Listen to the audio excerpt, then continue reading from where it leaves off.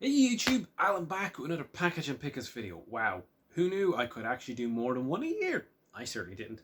Anyway, this one's going to be pretty short.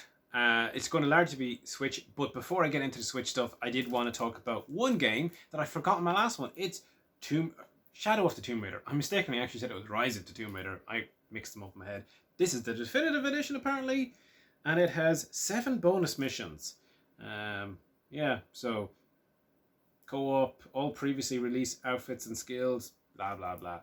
Now, I actually played Tomb Raider on the PlayStation 3, really enjoyed it. I thought it was a bit Uncharted, mixed with Rambo when you got the crossbow, but it was good fun.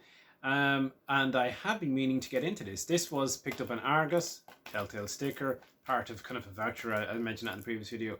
And it's back, sealed, it's in the backlog. I will get around to it.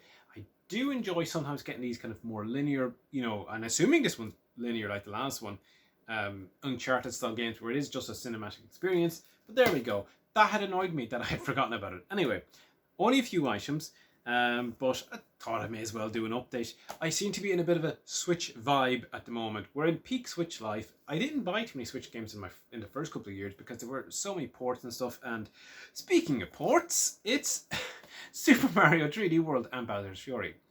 I hemmed and hawed about picking up this because on one hand I have 3D World on the Wii U, great game. I think I enjoyed 3D World more than I enjoyed Odyssey, to be honest. So I thought, do I really want to play this again? Do I want to buy it again? That type of thing. And then they added 3D World, Bowser's Fury, and it seemed like it was a bit more of an open area, bit Odyssey-esque, with the 3D World mechanics. And I thought, it's not very long apparently, but I don't mind replaying.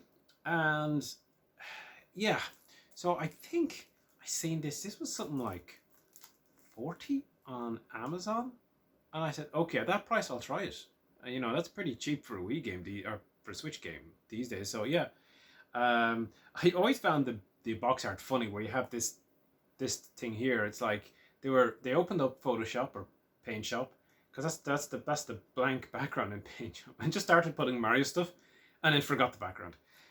So yeah, people have said that this is a good add-on. It's nice fresh experience, and it's almost a suggestion of where the series might go, which is interesting. But also there has been a few performance hiccups on it, and again that leads into the whole Switch Pro thing. I'm recording this before Switch Pro. If that's been announced, then that might look a little odd. Anyway, there's a Wii U port. Here is something that's a Zelda thing that, for me. It's Cadence of Hyrule, Crypt of the Necrodancer, featuring The Legend of Zelda. I had to look at that one because that was a long title. And yeah, look, it takes the entire spine.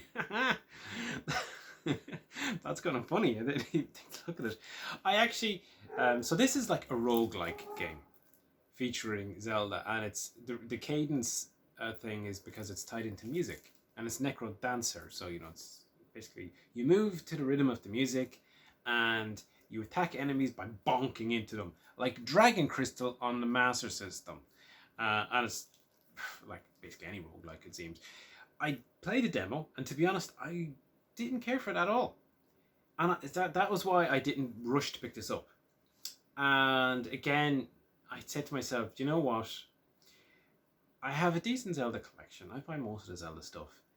I'd probably end up progressing it later on down the road if I do want to get this and do want to play it properly and give it a full go and then add it to the collection, and it'll be a lot harder to get. So I said, while it's cheap, it was only just over, was it 22 quid or something like that, and I said I may as well pick it up and give it another shot. People rave about it. They do generally seem to like this, and I think if I got into rogue games more, I might enjoy it. I couldn't get the beat movement, and I just randomly generated games aren't necessarily my favorite thing anyway, because I like to be able to learn from past experience, plan my next attack at the game if I fail. Whereas you can't necessarily do that. You can learn from the general game mechanics, but you can never learn the patterns because the patterns always change.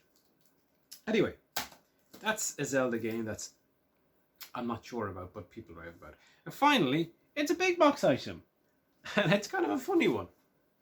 It is Ring Fit Adventure, because apparently I need to get fish, I guess. And I did have Wii Fit back in the day. Uh, so this has been like all over the media and news, and like it's been a breakout success given how low key it launched.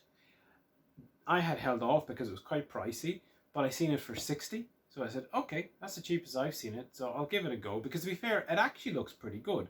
And one of the things I have when I've been to the gym and done exercising, as hard to believe as that might be, especially during lockdown. I haven't done it during that period, but when you're on the machines, they can be kind of boring because you're just running or you're doing whatever, but there's nothing, there's no gamification of what you're doing necessarily, and that's kind of where this comes in. And it actually does look like a proper adventure game beyond the fact that you do physical movement and physical activity to progress. So you have your traditional kind of battle systems and stuff like that, and it's like not terribly complex, but enough to kind of give it something a bit interesting. And it comes, of course, with this ring Kong thing and a joy strap, and makes actual use of the Joy Cons, which is kind of funny because except for when I play in portable mode, I never use the Joy Cons ever. I have the Pro Controller, and I just absolutely do not like the Joy Cons. I find the buttons too small. I find the sticks a bit too widdly. I'm always concerned that they'll get Joy-Con drift too. So I do find it funny when the enemies on the front cover like dumbbells and stuff like that. But I haven't really looked into this. But when I opened it up, I don't know, will this be seen? You only get one body. Take care of it. So are you saying I shouldn't sit inside all day and play video games? Mixed messages, Nintendo. Mixed messages. So yeah, there we go. There's the game, which has nothing on the back, actually.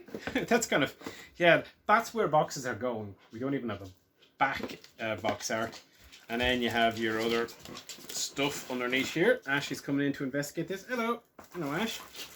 So you have your doohickey and your other doohickey. So yeah, oh, I'm not going to get those back in now. That's brilliant.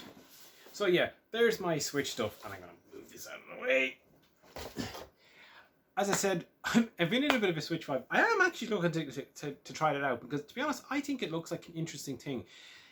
And the best thing is, Switch is convenient. You can actually just turn it on, play for 20 minutes, do something else.